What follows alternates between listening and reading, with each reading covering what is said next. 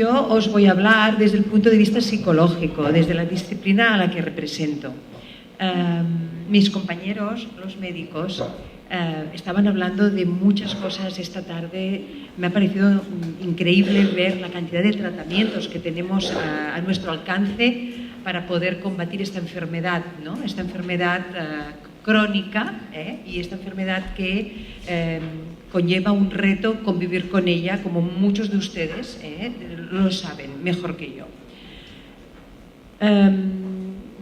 No pretendo transmitirles datos, porque los datos los pueden encontrar en Internet, en estudios, en libros también se pueden recoger datos de tanto por ciento de pacientes que tienen pues, depresión, ansiedad, sino me gustaría aprovechar esta oportunidad que tenemos de estar juntos para fomentar un poco de reflexión en cómo podemos comprender al máximo las personas que están viviendo una situación de tener un mieloma múltiple y de su familia, porque las personas no vivimos normalmente solas, aisladas, sino que lo hacemos en un núcleo familiar. Entonces, me gustaría empezar viendo nuestro planeta maravilloso desde el exterior, a través de esta imagen, ¿no? Donde yo les he puesto que nuestra realidad no es la que nosotros vivimos, no es la única en el mundo. Y esto lo he puesto porque no vivimos igual en Occidente que en otras partes del mundo. Y no vivimos igual la enfermedad y el proceso de enfermar. Los vivimos de forma totalmente distintas. Ni en diferentes momentos históricos, aquí en nuestro mundo, se ha vivido la enfermedad como se está viviendo ahora. Que muchas veces negamos pues, el sufrimiento, el deterioramiento, el envejecimiento, la muerte y también la enfermedad, que es lo que hay antes. Les digo esto porque nos va a ayudar a comprender por qué se genera un impacto tan importante cuando a una persona le diagnostican un cáncer o en este caso un mieloma múltiple. Como pueden ustedes ya detectar aquí en estas imágenes, diferentes personas famosas y de diferentes edades les afecta el cáncer. No es una cosa que solo afecta a los demás, sino que también nos puede afectar a todos nosotros, ¿vale?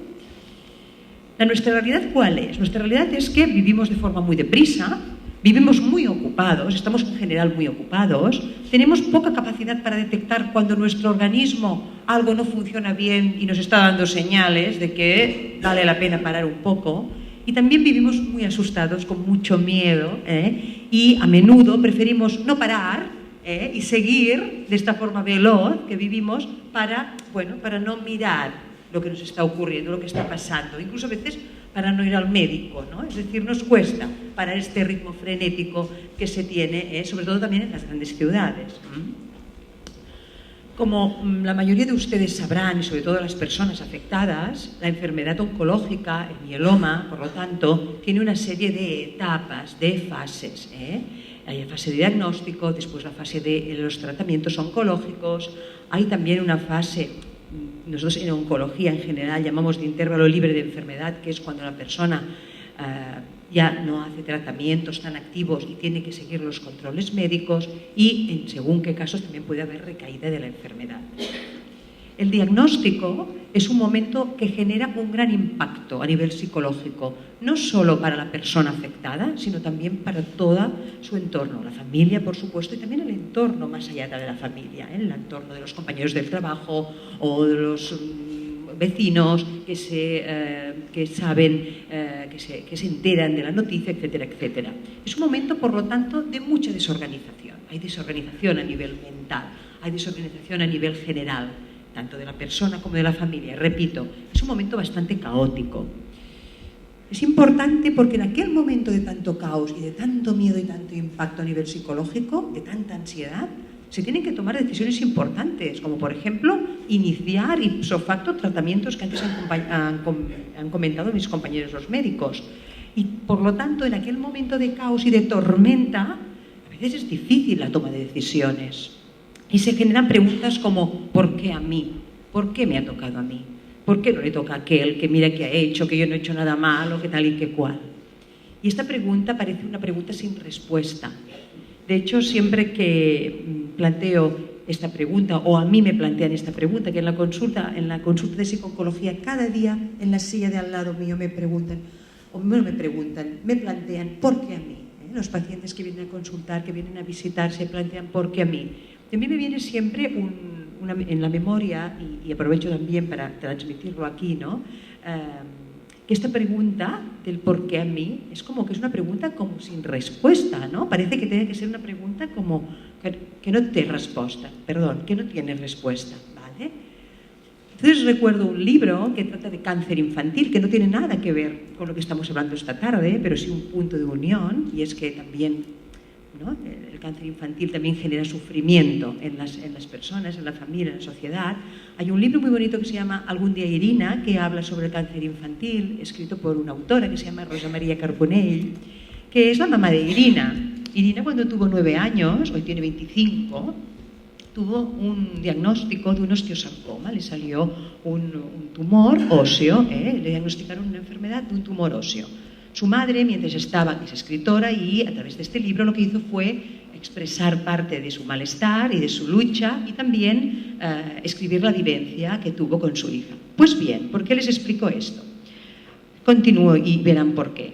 Porque en un momento del principio del libro ella explica que como madre se planteaba la pregunta ¿por qué le ha pasado esto a mi hija? ¿Por qué no le podía haber pasado, no sé, a otra persona? ¿O por qué no me podía haber pasado a mí como madre, antes a mí que no a mi hija o a mi hijo? Y por supuesto no había respuesta. Y dice que se enfadó mucho en esta pregunta, ¿no? Esta pregunta genera impotencia, rabia, ¿no? Es como injusto que me pase a mí, ¿no? Y dice que un día, cuando ya llevaban tiempo transitando por la enfermedad, estaban en la habitación y ella salió un momento al pasillo del hospital donde trataban a la niña para dirigirse al control de enfermería, a buscar alguna cosa, un vaso o avisar a la enfermera de algo, sin mucha importancia. Y dice que en aquel momento tomó realmente conciencia de que en la habitación número 2 estaba Irina con su cáncer, pero en la habitación número 3 estaba Joel con 4 años con su cáncer y que en la habitación número 4 estaba Cristina de 15 años con su cáncer, y etcétera, etcétera, etcétera. Y que entonces le vino como una respuesta que era ¿y por qué no? ¿Qué es lo que hace mi hija diferente de los otros niños? Yo les pregunto a ustedes, o me pregunto a mí misma, ¿qué es lo que nos hace diferentes a los unos de los otros? Por lo tanto, no sé si esta pregunta no tiene respuesta, o tal vez la respuesta, o una de las posibles respuestas es ¿por qué no, no? ¿Por qué no? Si todos nos puede pasar de todo. En fin, olvidamos, por lo tanto, que este es uno de los peores momentos, el momento del diagnóstico, pero que también pasará, como todo lo negativo también pasa. Pero en ese momento de tormenta y de oscuridad nos olvidamos.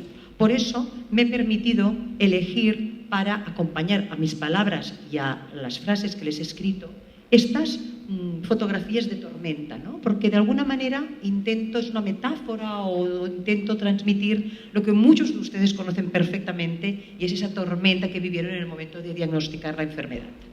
Por lo tanto, el síntoma desde el punto de vista psicológico más importante que veremos y que detectaremos y que ustedes sentirán o ya habrán sentido y lo recordarán es la ansiedad.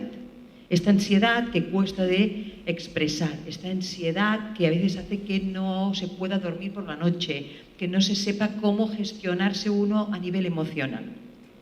Más adelante, cuando ya se empiezan los tratamientos oncológicos, que son muchos y variados, quimioterapia, radioterapia, etcétera, etcétera, esta fase o periodo se caracteriza por el miedo a estos tratamientos, sobre todo al principio, y también por el miedo a el manejo y a sufrir los efectos secundarios que conllevan.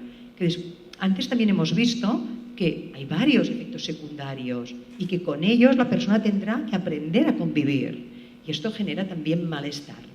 Cuando se están haciendo los tratamientos oncológicos, sobre todo los tratamientos que para realizarlos se tiene la persona que trasladar al hospital, allí aparece un síntoma que caracteriza este periodo desde el punto de vista psicológico, que sería la depresión, la bajada del estado de ánimo. Y cuando digo depresión no me refiero a una depresión como trastorno psicopatológico, sino a la depresión como una davallada, una bajada, como un slalom, como una bajada muy grande, muy bestia del estado de ánimo que puede ocurrir. Y entre muchos otros motivos detectamos y vemos que ocurre porque Normalmente es en aquel periodo cuando la persona empieza a tomar un poco de conciencia de lo que le está pasando, de todo lo que está viviendo. Por suerte, tenemos un sistema sanitario bastante rápido. A veces no, pero en general creo que no nos podemos quejar, a nivel público hablo. Entonces, el sistema sanitario actual hace que, una vez se detecta la enfermedad, corramos todos los miembros del equipo, todos los hematólogos, todos los médicos del equipo, todo el personal corra al máximo para poder hacer las pruebas pertinentes y poder iniciar un tratamiento. Se va tan deprisa que a veces olvidamos que nuestra mente, nuestro psiquismo no va tan rápido y que las personas, para digerir malas noticias o para digerir dificultades, necesitamos más tiempo. Normalmente es cuando ya estamos con los tratamientos oncológicos, cuando la persona empieza a aterrizar. Y a veces ocurre en las salas de hospitales de día oncológicos, en las salas de quimioterapia, en las salas de espera. ¿Por qué? Porque nos hacemos un poco de espejos los unos a los otros y el hecho de reflejarme en la otra persona que estoy viendo me hace tomar conciencia de todo lo que estoy viviendo. Por lo tanto, es un proceso, fíjense, a otro ritmo del que van los medicamentos, las analíticas y las pruebas diagnósticas. Que vayan rápido los medicamentos, que hagan su efecto para combatir la enfermedad. Pero también conozcamos, como estamos haciendo ahora, cómo funcionamos nosotros a nivel psicológico, porque somos un poco más lentos. Y el hecho de conocer estos síntomas es precisamente para que no se asusten. Para que no se asusten si ven a su familiar pues que está más deprimido de la cuenta o que... No se asusten si estamos en estos periodos.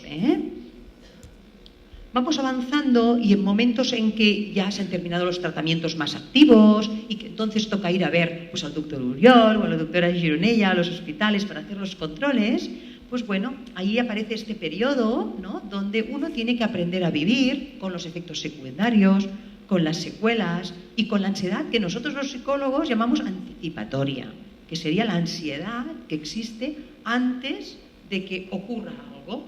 Por ejemplo, el control médico. Saben de qué les hablo, ¿no? La ansiedad que genera el saber que de aquí a una semana me toca el TAC o el escáner o la resonancia y si no sale bien, y sí, ese y sí que nos paraliza a las personas. Este estado de ansiedad anticipatoria y de miedo que a veces invalida mucho a la persona, a veces y en según qué casos, nosotros lo llamamos el síndrome de Damocles, ¿no?, referente al mito de Damocles, que tenía una espada suspendida encima sin saber si se rompería la cuerda y le pincharía y le mataría o no. Se conoce como el síndrome de Damocles. Y lo que se tiene que hacer, que es lo que ya hacen, ¿no?, es aprender a vivir con toda esta situación, con los efectos secundarios. Hay una dificultad, por lo tanto, por intentar recuperar esa vida de antes, más como era antes, tal vez más activa, tal vez con otra manera también de relacionarnos con los demás. Hay una dificultad porque muchas personas lo que quieren es volver a recuperar lo que hacían y cómo vivían antes del diagnóstico, y esto a veces es muy, muy difícil y a veces imposible. Pero esto no quiere decir que no se pueda vivir y bien dentro de la adaptación que las personas tenemos que hacer cuando estamos transitando con este tipo de enfermedades crónicas. Y por lo tanto tenemos que también tener en cuenta las secuelas que no están expresadas. Aquí abro un paréntesis. Por ejemplo, el tema laboral, ¿no? El tema laboral, cómo estamos a lo mejor trabajando en activo, produciendo, y a raíz de un diagnóstico de mieloma, pues uno se aparta del mundo laboral, y cuando se encuentra un poco mejor, a lo mejor se plantea pues volver a acercarse a ese trabajo o hacer alguna cosa parecida al trabajo que hacía, pero no lo tiene claro. Es decir, son cosas que a veces no salen en las consultas médicas, por supuesto, pero sí que son angustias que la persona puede tener. Otro tema, la sexualidad, que no hablamos de ella, no la ponemos nunca encima de la mesa, solo en la televisión y en según qué programas. Pero la sexualidad, que es una cosa que tenemos todos los seres humanos, también es una secuela no expresada, porque está claro que se altera la sexualidad a raíz de una enfermedad como esta, etcétera, etcétera. Bien, en algunos casos, como ya han comentado también mis compañeros y como he comentado yo al principio de mi ponencia, pues hay también una recaída. En este momento ese día hay tanta ansiedad o más que en el momento del diagnóstico. Pero aparece un síntoma desde el punto de vista psicológico nuevo que no estaba al principio, que es la desesperanza. Cuando aparece nuevamente la enfermedad, pues muchas personas, la mayoría, se plantean de qué ha servido todo lo que he hecho, que ahora vuelve a aparecerme la enfermedad. Y aparece este sentimiento de desesperanza que realmente cuesta de trabajar y de recuperar, y que es posible también hacerla más pequeña, hacerla más pequeña para poder seguir adelante. No solo en el paciente, sino también en el familiar, por supuesto. Por lo tanto, ¿qué vamos a hacer? ¿Qué vamos a hacer para afrontar la enfermedad y transitar por ella? Pues muy importante, lo que estamos haciendo también hoy es informarnos. Cuanta más información real, verídica y constatada tengamos sobre la enfermedad que uno sufre, más puede tener capacidad para poderla manejar correctamente. También nos cuidaremos especialmente. Si ya se cuidaban o ya nos cuidamos, ahora se cuidarán más. Activarán al máximo el soporte emocional. El soporte emocional no es el que damos los psicólogos, es el que les da pues, su pareja, su familia, sus vecinos, su médico, etcétera, etcétera. Nos dejaremos acercar este soporte emocional. Intentaremos transmitir y trabajar el coraje y la esperanza, porque es necesario para las batallas y es necesario para transitar por la enfermedad. Aprenderemos a sostener. Y esto es muy difícil, porque sostener significa aguantar. Sostener es yo te sostengo y aguanto contigo el chaparrón. Y sostener es muchos días y a veces muchos meses o muchos años. Sostener es estar aquí, contigo, a tu lado. O estar conmigo aguantando mis emociones, mi incertidumbre, mi impotencia, etcétera, etcétera. ¿De acuerdo? Validaremos las emociones, por lo tanto, y muy importante, nos comunicaremos. ¿Y con quién? Pues principalmente con quien más amamos. Con nuestros hijos, nuestras parejas, nuestros padres, nuestros amigos. Importante comunicarse con los niños y adolescentes que hay en la familia. Es muy importante, porque a veces son los grandes olvidados, ¿no? Nos cuesta hablar de estas enfermedades con los más pequeños y a veces olvidamos que ellos forman parte de la familia y, por lo tanto, a través de las vías de comunicación no verbal, es decir, no de las palabras, sino de lo que ellos ven y viven, los cambios de dinámicas familiares, los cambios de rutina y de horarios, etcétera, etcétera, pueden detectar que en casa, en la familia, está pasando algo y si nadie se lo explica con palabras que pueden entender, pueden llegar a pensar que lo que ocurre es más grave que la realidad. Y cuidado también con los padres mayores. Cuidado me refiero, no cuidado con ellos, sino cuidado con lo que hacemos con ellos, por ejemplo, los de mi quinta, cincuentones.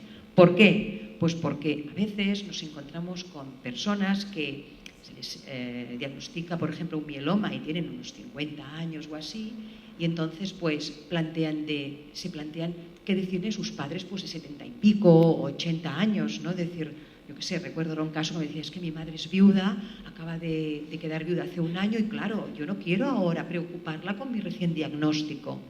Es decir, también se tiene que tener en cuenta a las personas mayores de la familia, sobre todo si son el padre y la madre. ¿Por qué? Pues porque nos conocen mejor que nadie.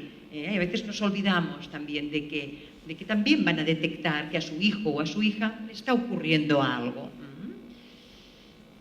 Por lo tanto, nos comunicaremos con iguales, que esto también nos va a ayudar mucho, con otras personas afectadas por la misma enfermedad, como es el objetivo del acto de hoy, de la Comunidad Española de Pacientes con Mieloma Múltiple. Ellos realmente, entre iguales, son las personas que pueden realmente entender lo que está ocurriendo y con ellos aprender, pues compartir al máximo los recursos que haya. ¿Y cómo lo vamos a hacer? Pues lo vamos a hacer de esta manera, buscando ayuda, contactando con asociaciones de afectados y normalmente en estas asociaciones, si no está todavía establecido, tarde o temprano también hay grupos de soporte que se pueden utilizar o no, dependiendo también de las necesidades que tenga cada persona. Hay personas que les va mucho el poder ir a un grupo, les puede ser muy útil, y otras personas que no les apetece para nada acercarse a hablar de lo que les está ocurriendo en grupito, ¿no? Es decir, pero importante conocer los recursos que hay, sobre todo a través de las asociaciones. ¿Y qué no haremos? Porque también es importante, a veces es más importante saber qué no vamos a hacer, lo que vamos a hacer, ¿no? Sobre todo lo que no vamos a hacer es sobreproteger a la persona afectada, es decir, invalidarla.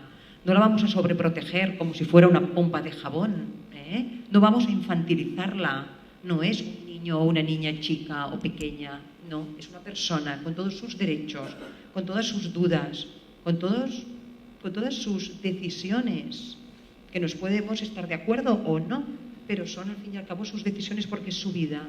Y lo que no vamos a hacer es conspirar entre los familiares y el equipo de salud. Esto es muy frecuente en nuestra cultura porque somos mediterráneos y como mediterráneos vamos todos muy juntos.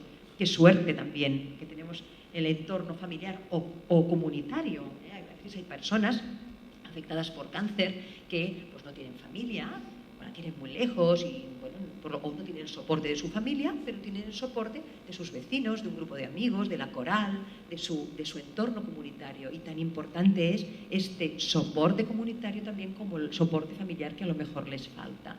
Importante saber y recordar, por lo tanto, que no debemos hacer. No olvidar, pues, que las personas afectadas con mieloma múltiple, sobre todo, tienen que aprender, ¿no? Aprender a gestionar su vida de otra manera, porque como hemos visto también esta tarde, los efectos secundarios son varios, todo y que cada vez son de menor intensidad o de menor afectación, duran mucho tiempo los tratamientos y cambia la vida también, ¿no? El hecho de tener una enfermedad como es el mieloma múltiple. Ustedes me van a permitir que para terminar he escogido otro tipo de fotografías. Os acordaréis o se acordarán que he empezado la comunicación con fotografías de tormenta, porque hablábamos del momento del diagnóstico y de la ansiedad y de la oscuridad de aquel momento. Yo me he permitido terminar con unas imágenes de más luz, de unas auroras boreales, ¿de acuerdo? Porque me transmitían, cuando iba preparando la comunicación, pues me transmitían con esta luz un poco de esperanza, cambio y movimiento, como las auroras boreales se mueven, y también he querido terminar con unas frases y unas palabras del poeta Neruda que creo que nos transmiten a todos, sobre todo a ustedes y a sus familias, la esperanza y la luz que necesitan para seguir transitando por estos caminos. Muchas gracias.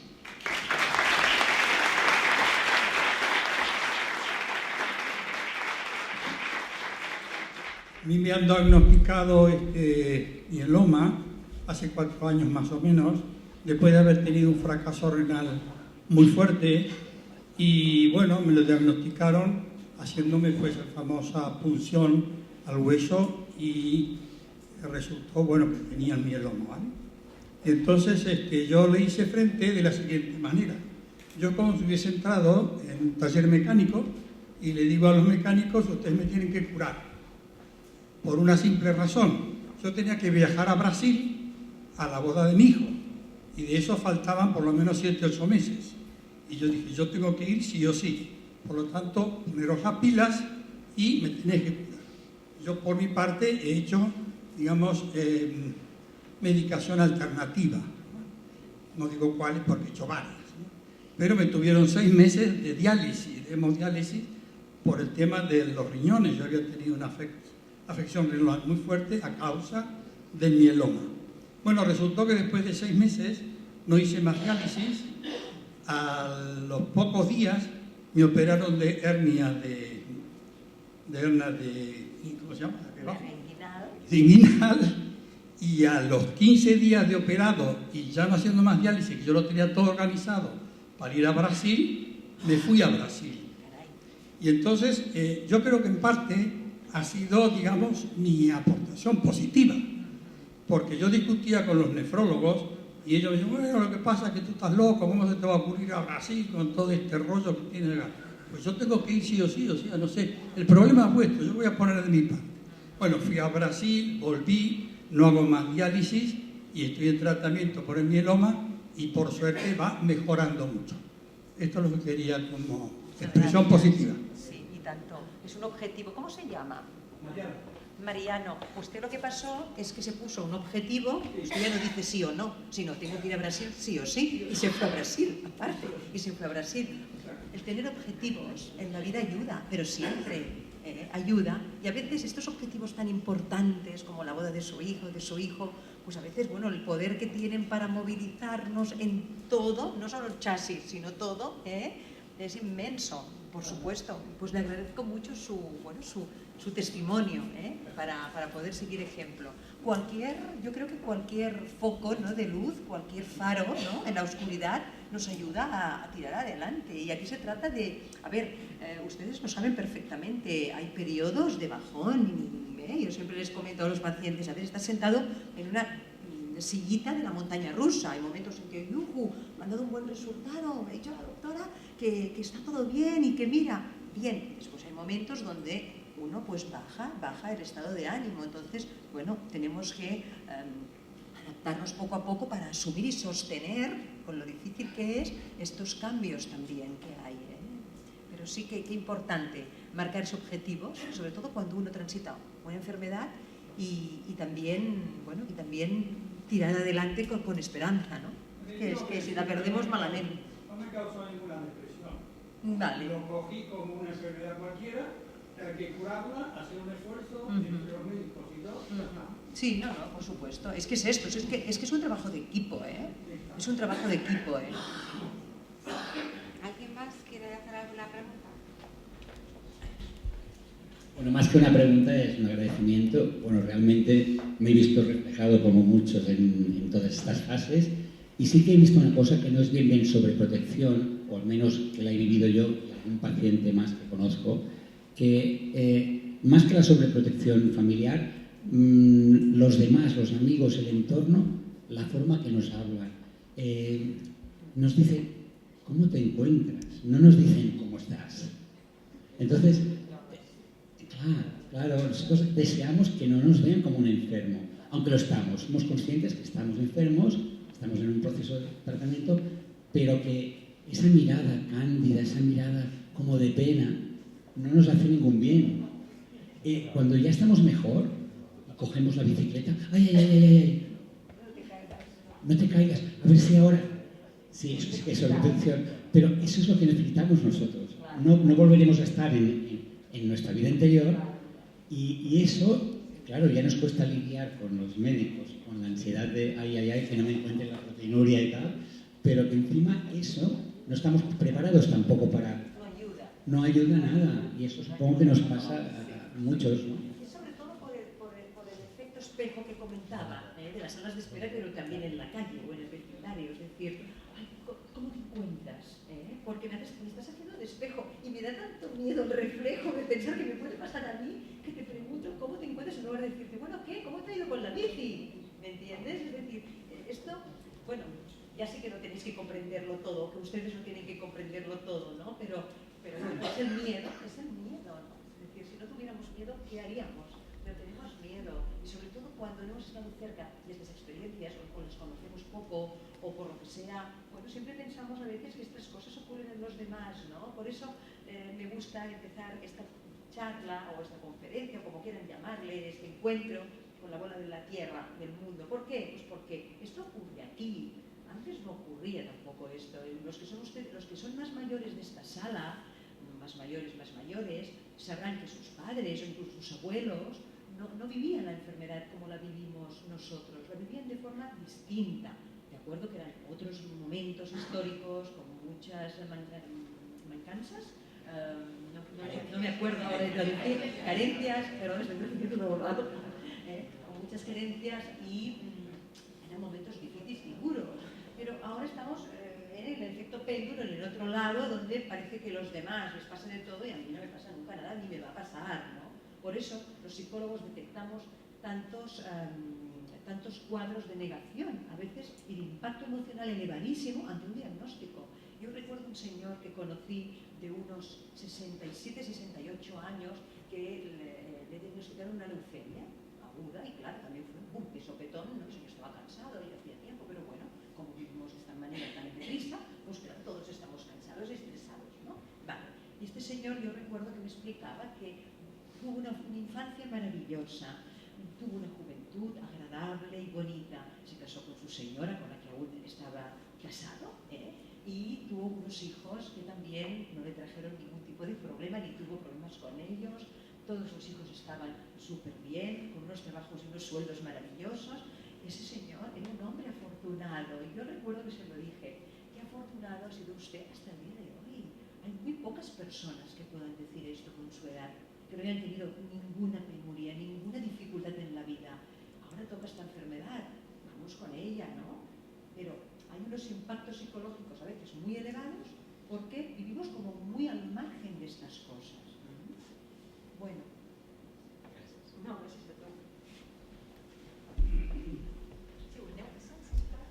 Bueno, yo más que una pregunta, pues también quería comentar, y es, el agradecimiento, ¿no?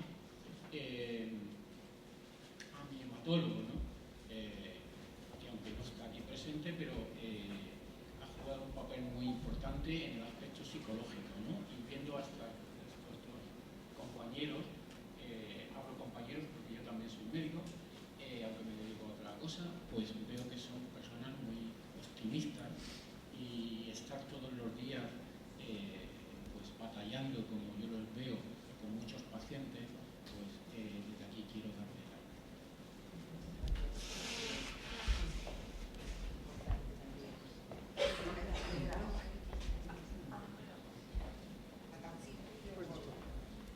Bueno, igualmente gracias por... Me ha gustado mucho esta ponencia. Al igual que yo veo a mi hematóloga y demás realmente como diosas y dioses, no quisiera dejar pasar que, bueno, yo tengo una afección cardíaca que me ha generado el mieloma y 2 días antes de hacerme el autotrasplante vienen 2 hematólogas y me dicen, no te lo vamos a hacer porque no vas a soportarlo.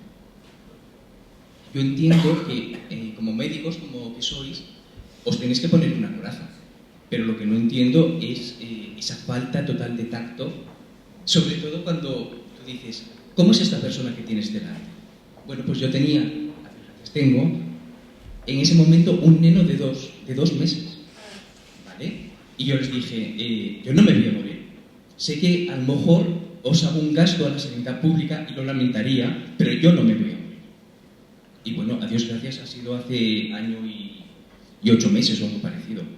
Siempre he tenido metas y horizontes y siempre me pongo, pues, ahora ya veo a mis niños en P3, ahora en P5, espero verles salir del colegio y demás.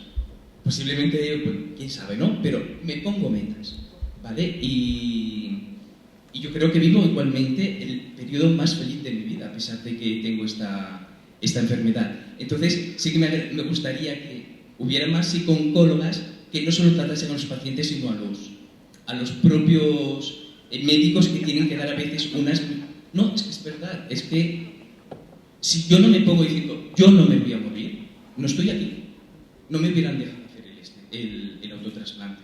¿Cómo te llamas? Ramón. Ramón, normalmente los compañeros hematólogos y oncólogos normalmente tienen formación sobre cómo dar las malas noticias. Precisamente ahora, en el centro donde trabajamos, el doctor Uriol y yo, no es por hacer publicidad, pero estamos precisamente montando un curso para ya dar a los residentes, es decir, a los médicos que están iniciando su especialidad sobre cómo el manejo de cómo transmitir malas noticias relacionadas con la enfermedad oncológica en este caso. Bueno, com ho feu?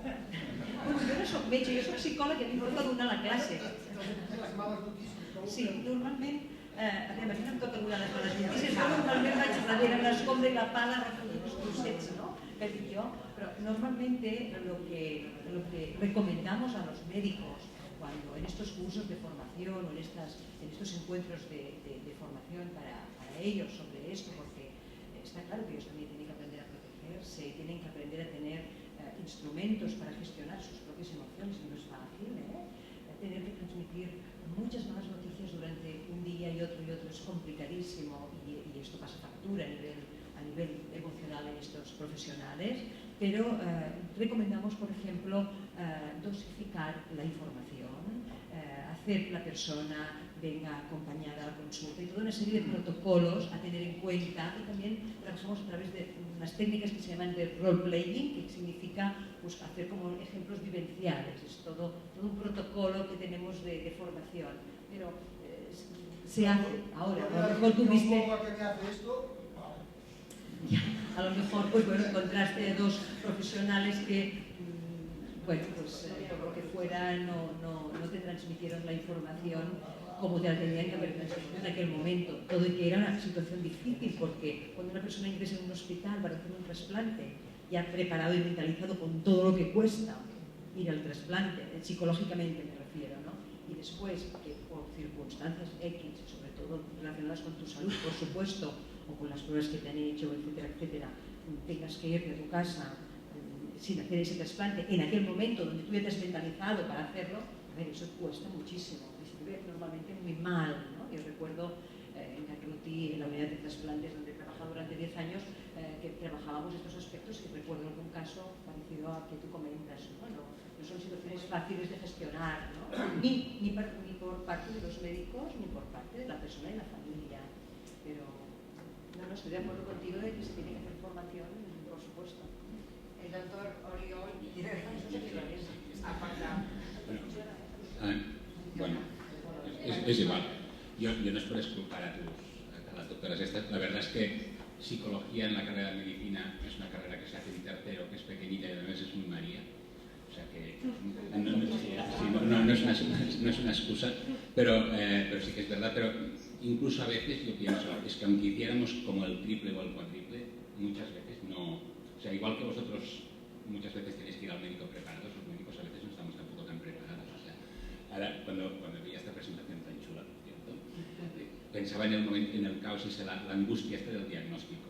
Y la verdad es que es la realidad tal como es. Uno entra, ¿no? Que hasta ese día estaba sano y no le había pasado nada, va al médico y toda la sensación que tienes primero de que este tío hasta 2 años le tengo que dar una noticia que es de narices. Y entonces muchas veces tienes una serie de información que sabes que tienes que dar porque es tu obligación, pero sabes que en el fondo no es lo importante. Porque noticias estas de tienes un mieloma, igual la damos 3 o 4 veces a la semana y siempre es como si fuera la primera vez, porque nunca sabes bien cómo enfocarlo, porque cada persona es diferente. Los mielomas son todos iguales, pero las personas no. Y un poco la sensación que te queda es que cuando esa persona sale de la puerta izquierda y sale que no se ha enterado de nada, pero sale un poco más relajada y un poco más segura de que las cosas van a ir, pues dices, bueno, hoy lo he hecho bien, ¿no? Y cuando sale con un montón de información que la ha absorbido toda, pero sale todavía más angustiada de lo que ha entrado, dices, lo he hecho fatal. Porque todas estas cosas que se ha enterado hoy de golpe, se podía haber enterado en 4 o 5 días y salir menos angustiada, ¿no? Entonces, pero eso, claro, eso es tan por tanteo que muchas veces no es el enfermo al que lo pillas a contratar, muchas veces es al médico, ¿no? Cuando los dos entraron por allí, iban con 10.000 cosas en la cabeza, le tenemos que decir a este que ya no se trasplanta, pues se lo decimos, y luego cuando sales dices, soy un poco bruto, ¿no? Pero ya has salido, ¿sabes? Entonces, o sea, que eso a veces es muy complicado porque realmente nunca llegas a ser experto en estas cosas. O sea, en dar malas noticias, yo creo que expertos no hay. Yo, por lo menos, mira que he dado un montón de malas noticias y nunca me da la sensación de que esto ya lo tengo dominado, ni mucho menos. Y que cada paciente porque no se domina, no. No, que por mucha experiencia de que tengamos, ¿no? Dicen, a ver, llevo 20 años haciendo mi trabajo y diciendo malas noticias, ¿qué me van a venir a explicar a mí después de 20 años? Pero puedes estar haciendo 20 años lo mismo y hacerlo mal.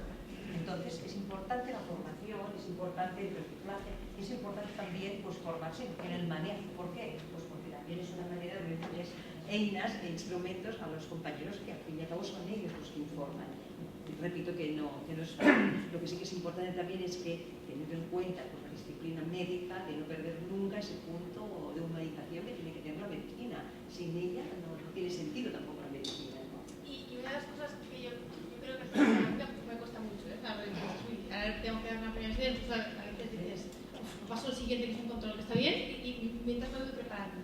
Pero detectar también al paciente qué tipo de paciente tienes delante, yo creo que es muy importante, porque no puedes aprenderte el discurso y el mismo discurso para todos los enfermos, no. O sea, según cómo veas que va recibiendo la noticia, tu discurso creo que también tiene que ir cambiando. Entonces, pues claro, yo creo que eso también hace que nos equivoquemos a veces al dar las noticias y no acabar de llegar al punto que queremos. De todas formas, déjame que Merche decir una cosa, y es que cuando vosotros generáis una relación tan cercana y tan horizontal con los pacientes, con la persona afectada, como hacéis, en este caso vosotras dos. Bueno, el primer día no, pero a medida que, ¿vale? Es decir, vosotros dos sois dos profesionales que generáis una relación muy empática y muy cercana, muy horizontal con el paciente, esto hace facilita el poder dar malas noticias, porque facilita el poder acompañar. Muy bien, muchas gracias.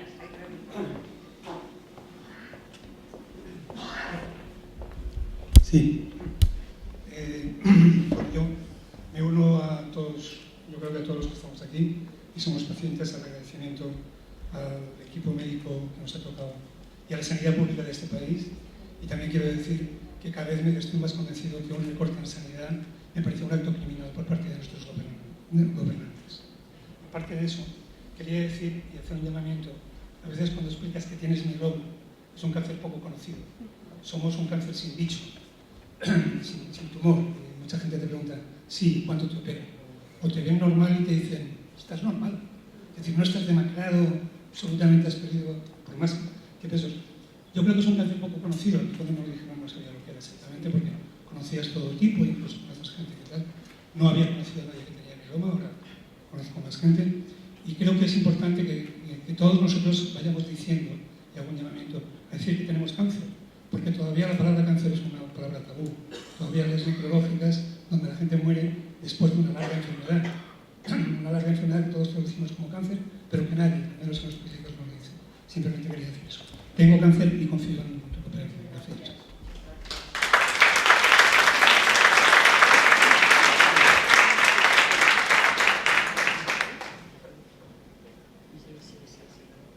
Vale, de acuerdo. Sí. Bueno, yo más que una pregunta quizás sea una reflexión y va en línea de lo que decía el señor de aquí delante, ¿no? De que a los familiares de enfermos o enfermas, sea hermano, hermana, madre, padre, hijos, hija, etcétera, también a veces creo que tampoco nos tendría que dar ningún apuro ir a asesorarnos de cómo tratar a un enfermo cuando lo tenemos al lado, ¿no? Porque es verdad que a veces dices, ¿cómo trobas? ¿Cómo te encuentras? Porque claro, si ves que se encuentra mal o y tal, es quizás lo que te sale más pronto, no cómo estás. Claro, también depende de cómo es la otra persona, de la confianza, lo que le guste hablar, lo que no le guste hablar, lo que sea introvertido, extrovertido, etcétera, etcétera. Porque la relación es verdad que creo que tiene que ser a veces adecuada de alguna manera, ¿no? Porque claro, te puedes preguntar, ¿cómo te encuentras? Pues, ¿cómo quieres que me encuentre? Quiero que te encuentres bien, ¿no? Pero claro, es que hay veces pues, que aún queriendo pues, apoyar, dar ánimos, etcétera, etcétera, tampoco puedes pensar que no pasa nada. Claro, pasa. Es que, no sé, es una reflexión, ¿no? O sea, una reflexión en voz alta, que a veces pues, también creo que vale la pena los familiares, pues eso, ¿no? De decir, pues, ¿qué es lo mejor? ¿No? Sí. Nosotros en las unidades de psico-oncología, la atención psicológica va dirigida a la persona afectada, pero también a la familia, es decir, está abierto. En estadístico, nuestros números a fin de año es 50% atención a los pacientes y 50% cuando contamos, ostras, hemos visto a 50% eran los maridos, mujeres, hijos, etcétera, es decir, la familia se hace una atención importante. De hecho, muchos estudios reflejan desde hace más de una década que a veces hay mucha más ansiedad en el familiar, cuidador o acompañante que en el propio paciente. Esto está evidenciado desde hace más de una década. Bueno, muchas gracias. No sé si hay alguna pregunta más antes de terminar. Mariano quiere hacer una pregunta. Mariano. La consulta va a los médicos, porque yo llevo 4 años con esta enfermedad y la llevo muy bien, a decir la verdad. Pero también he utilizado muchas medicinas, como dice, paralelas, naturales, en fin, no me sale la palabra. Alternativas. Sí, alternativas, ¿no? Además de la que tomo la raíz expuesto, ¿no? Entonces pregunto yo, ¿son compatibles, son incompatibles? ¿Qué opinión tenéis vosotros de estas medicinas naturales? De dermatólogos, ¿qué opináis? Es una pregunta tal. No, mira, a ver. Yo en general, cuando alguien me dice estoy tomando alguna cosa alternativa, nunca le digo que no, digo que se lo tome. Me gusta que me lo digan si están tomando alguna cosilla. Y yo soy muy partidario de la medicina alternativa. Lo Lo que pasa es que para mí la medicina alternativa es la lista que ponía Merche al final, ¿no? Que son las cosas que vamos probando, porque yo lo que no voy a hacer nunca es recomendar a alguien una cosa que no he probado y no sé lo que hace, ¿no? Y eso no lo puedo hacer. Entonces, si te digo, yo me tomo esto porque alguien me lo ha recomendado, no. Tú haz lo que te dé la gana, porque al fin y al cabo tú eres el que llevas tu enfermedad, y yo te puedo ofrecer lo que te puedo ofrecer, pero claro, yo no te puedo ofrecer cualquier cosa que se me pase por la cabeza. Yo te puedo ofrecer lo que yo sé que va y que sé hasta dónde va. Te estoy ofreciendo una cosa que es más bien mala, pero es lo que tengo. Pues por lo menos sé cómo de mala es, ¿no? Entonces, yo creo que en esto hay que ser un poco abiertos. Yo no me gusta que desde el... Hay compañeros que son de, no tomes nada que no sea lo que te dé yo. A ver, tú puedes tomar lo que te parezca, pero claro, yo sí que sé lo que te puedo recomendar, ¿no? Y lo que te puedo recomendar es solo lo que yo sé, o lo que yo he probado, o lo que han probado otros compañeros y que sé cómo funciona y que sé exactamente lo que da de sí, ¿no? Esto es lo único que te puedo decir. La pregunta es esta. ¿Estáis informados sobre las medicinas estas paliativas naturales? La respuesta es no. Entonces yo lo primero que os digo es, antes de deciros que no, es dígame qué es lo que está tomando, y Internet es un gran amigo. Entonces lo primero que hago es mirar, sobre todo, si yo le estoy administrando una medicación, si esto que usted se puede estar tomando me puede hacer alguna interacción, pues no sé, a nivel del hígado, a nivel del riñón, algún órgano que yo necesite o esté utilizando con la medicación que le esté dando. Si veo que no, en principio no interacciona, pues adelante. Pero información de bueno, todo lo que hay es imposible tenerla, ¿eh? No, está claro, ¿no? Pero es que yo como lo he hecho, y por ejemplo, un montón de medicinas paliativas existen, que son naturales y que no tienen efectos secundarios, ¿no? Entonces, que los médicos también estén un poquito informados sobre lo que hay, porque en el momento que yo consulto al médico, si el médico no está informado, ¿qué me va a sugerir?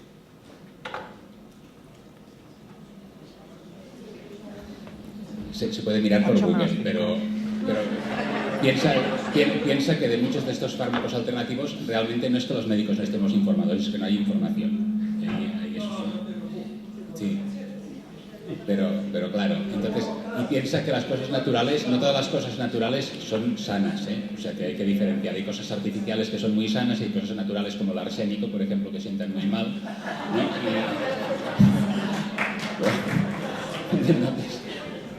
Vale.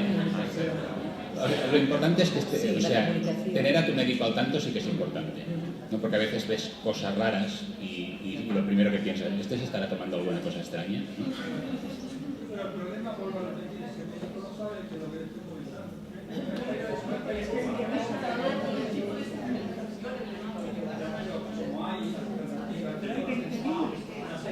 Pasamos a otro. Bueno, si hay más preguntas. Hay más preguntas, por favor. Sí.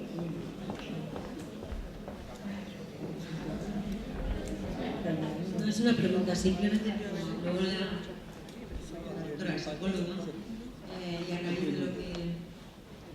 lo que decía, de ir en una montaña rusa y de que pues hay veces que te da bajón, entonces al principio cuando me daba este bajón tenía como un doble bajón, porque me sentía mal por sentirme mal, porque claro, la expectativa es que estar bien, ir para adelante, todo esto, y me sentía muy mal por sentirme mal, hasta que me di cuenta que no pasaba nada por sentirme mal, me lo podía permitir y podía estar tranquila y sentirme mal, no pasa nada.